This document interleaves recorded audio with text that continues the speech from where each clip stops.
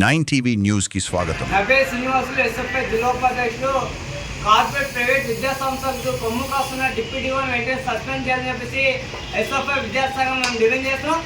ప్రధానంగా ఆదిపట్నంలో academic start కాకముందే విద్యావిడిగా ముందు అడ్మిషన్ వేస్తుంటే ఈరోజు విద్యాశాఖ అధికారులు నిద్రపోతున్నారు తప్ప ఆ స్కూల్ పైన చర్యలు తీసుకోలేని పరిస్థితి మనకు కనబడుతుంది.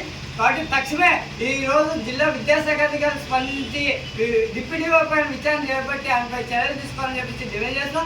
అదేవిధంగా ఈరోజు డిప్యూటీఓ గారు కార్యాలయంలో ఎప్పుడూ లేని పరిస్థితి మనకు కనబడుతుంది. ఆయన కేవలం సంతకాల కోసమైనా లేదా ప్రైవేట్ స్కూల్ కలవాలన్నా కేవలం తన ఇంటిని సొంత కార్యాలయంగా మార్చుకునే పరిస్థితి మనకు కనబడుతుంది.